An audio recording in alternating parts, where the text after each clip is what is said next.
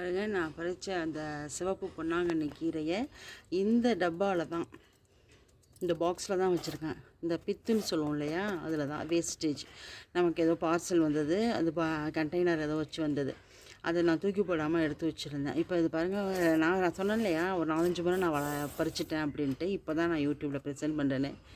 இந்த ஓரமெல்லாம் பாருங்கள், நல்லா மண் பாசி அடிச்சு வைங்க. அது மாதிரி நல்லா கொஞ்சம் உழைச்சிடுச்சு. இது நல்லா மண்ணில் இருக்கமாக பிடிச்சிக்கிட்டு இருக்கு, நூற்ற முடியல. இதில் தான் நான் எல்லாம் கீரை இதோட 4வது முறை பறிக்கிறேன். 2 முறை தான் நான் இது பண்ணியிருக்கேன். நான் இன்றைக்கி தான் அதை நான் ப்ரெசென்ட் பண்ணுறேன். இவ்வளோ கீரையும் இதில் தான் வந்தது எனக்கு. இந்த கீரை எல்லாம் நான் இதில் பறித்து எடுத்துகிட்டு வந்தது தான். நீங்களும் இது மாதிரி கண்டெய்னரெல்லாம் யூஸ் பண்ணிக்கலாம். நான் தான் சொன்னேன் இல்லையா, நம்ம யூஸ் அண்ட் த்ரோ. இப்போ ஹோட்டலெல்லாம் பார்த்திங்கன்னா, நம்ம லன்ச் வாங்கும்போது பாக்ஸில் தான் வச்சு கொடுக்குறாங்க. ஸோ அதை யூஸ் பண்ணலாம். இந்த மாதிரியான பார்சல் வரும்ல, நமக்கு ஏதாவது மெட்டீரியல்ஸ் வாங்கும்போது அந்த இதையும் நான் பயன்படுத்தியிருக்கேங்க. நீங்கள் இது மாதிரியும் பயன்படுத்துங்க.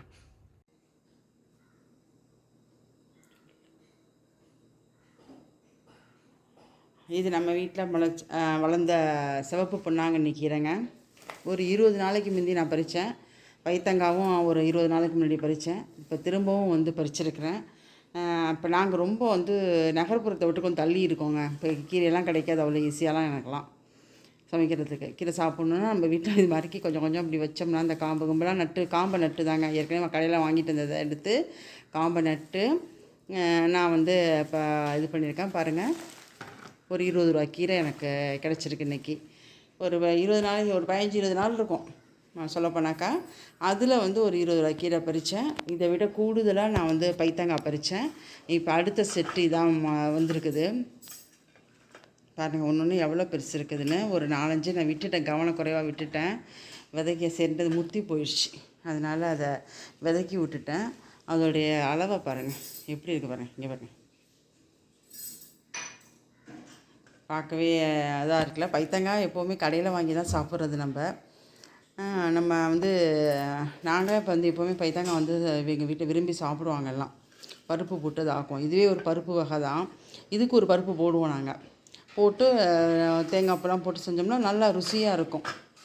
இதை இந்த அளவுக்கு வெட்டி நம்ம ஒரு சாம்பார்லேயோ இல்லை புளிக்குழம்புலையோ இல்லை மசாலா குழம்புன்னு சொல்லுவோம் இல்லையா, அந்த மாதிரிக்கு இல்லை குழம்புலையோ, அதை கறி குழம்பு மாதிரி வச்சு வெஜிடேரியன்ஸ்லாம் சாப்பிடுவாங்கள்ல, பூண்டு இஞ்சிலாம் அரைச்சி போட்டு மசாலா போட்டு அதுலேயோ நம்ம முருங்கைக்காய் மாதிரிக்கு வெட்டி போட்டும் சாப்பிட்லாம்.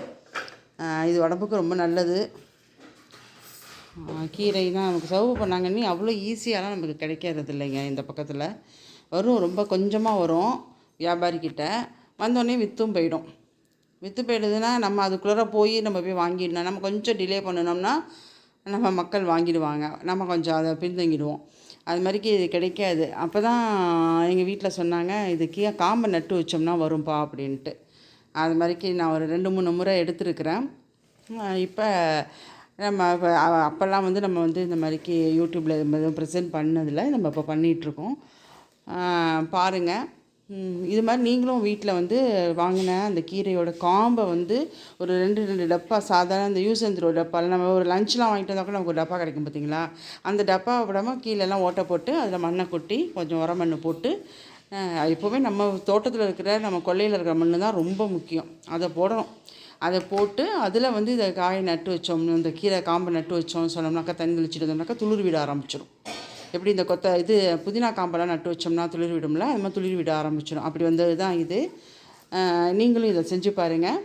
இது இல்லாமல் நம்ம பாப்பா ஸ்ரீ சேனலை சப்ஸ்கிரைப் பண்ணுங்கள், பெல் பட்டன் ப்ரெஸ் பண்ணுங்கள், கமெண்ட் பண்ணுங்கள், ஷேர் பண்ணுங்கள். நன்றிங்க.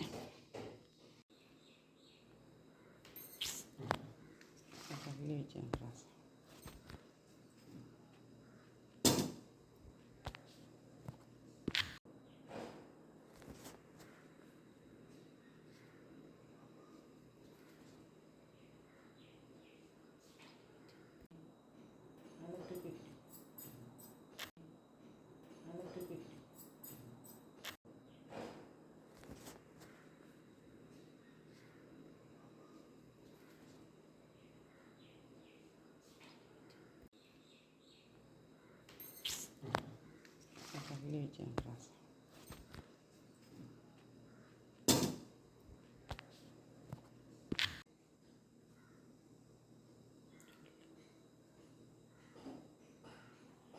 இது நம்ம வீட்டில் வளர்ந்த சிவப்பு பொன்னாங்கண்ணி கீரைங்க.